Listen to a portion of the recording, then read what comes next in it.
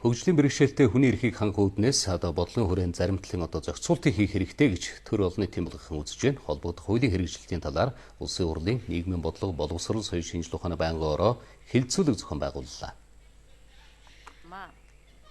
Багш ажилтан удирдлагуудын цалингийн нэмэгдлийн хөгжлийн бэрхшээлтэй хүний эрхийн тухай хууль батлагдсан гарсан эрх зүйн томоохон дэвшлийг бий болгосон хэдий ч хэрэгжилт нь хангалт байна гэж улсын хурлын нийгмийн бодлого боловсрол соёл шинжилгээ ухааны байнгын хорооны холбогдох ажлын хэсгийн гишүүд дүгнэж байна. Цаашдаа хуулийн хэрэгжилтийг хангахад чиглэсэн зарим талын зохицуултыг хийх шаардлага бий гэдэг тухайд төрийн ордонд болсон хэлэлцүүлгийн үеэр хөндөгдлөө.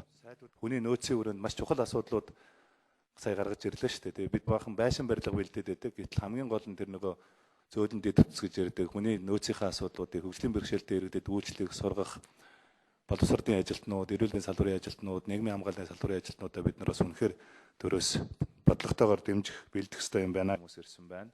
Хөдөлмөр нийгмийн хамгааллын яамны мэдээлэлээс улсын хэмжээнд хөгжлийн бэрхшээлтэй 100,000 гаруй иргэн байна. Тэдний ихэнх нь хараа, сэтгэц, хөдөлгөөний болон хавсарсан бэрхшээлтэй байгаа юм. Хөгжлийн бэрхшээлтэй хүний эрхийг хангах чиглэлээр хийгдэх ажлын талаар салбарын зарим яамныхан тайлбар өгч байна. Хөгжлийн бэрхшээлтэй хүний эрхийн тухай хуулийн дагуу шинээр нэмэгдэж байгаа нийгмийн хамжийн үйлчлэгээнд шаардлагатай байгаа хөрөнгө оруулалтыг тусах чиглэлээр бол бид нар бас онцгойлон ажиллах болно.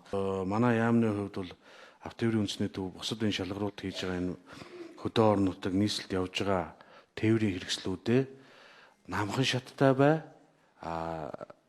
налуу шаттай бай гэдэг ийм яг тэр стандарт нь нийцсэн бөгөөд иргэдийг бас ингээд тогтоохтой зорчод шаардлагатай энэ шаардлагуудаа тавиад явж байгаа.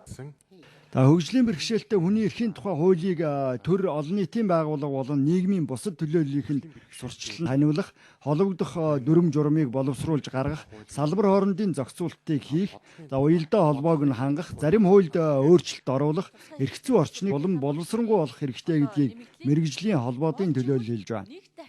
Хүнийг өөр нь хөгжлийн бэрхшээлийн үндснээс ялгарлан гаргалыг хориглоно гэсэн энэ үе санаа маань хуульд маань ороод өгчихсөн байгаа. Тэгвэл энэ хуулийг процессын хувьд зохицуулж өгөх. Өөрөөр хэлэх юм бол ялгарлан гадуурхсан хүн энийг яаж мэдхийн, хинт хандах, яаж гомдлоо гарахын тэр ялгарлан гадуурх тэр үйл ажиллагааг явуулаад байгаа тэр хүмүүст ямар үйл ажиллагаа явуулах, яаж тасан зогсоохын гэдэг бүхэлдэн зохицуулсан хууль бол манад хэрэгтэй байгаа. Зөрчлийн тухай хууль, гэрийн тухай хуулинд хариуцлагын хязгаар оруулна гэж ярьж байгаад нөгөө хуулиуд маань хэрэгжилт нь хойшлцсон. Тийм учраас энэ хуулийг хэрэгжүүлэх тохиолдолд ямар тооцох юм, яаж тооцох юм гэдэг энэ асуудал их бүрхэх байгаа. Зүгээр бид нар ингээд тодорхой хэмжээний хүрээнд судалгаа явуулсан. Нэг дүүрэг дээр өдөртөө 300 хүртэл хүний эрх зөрчигдөж байна. Энэ хүмүүсийн хувь ингээд юуных нь хөдөлмөр чадвар алдалтынх нь хувь буурч байна. Тэгэхээр нийгмийн даатгалаас тэтгэвэр амж байгаа хүмүүс доод цах нь 5,000, дээд цах нь 18,000 төгрөгийн зөрөө гарч байна. Хөгжлийн бэрхшээлтэй иргэнийг тодорхойлох аргачлалаас хамаарч тооны зөрүүтэй байдал гарч байгааг ч анхаарах хэрэгтэй гэдгийг мэргэжлийн байгууллагын санууллаа.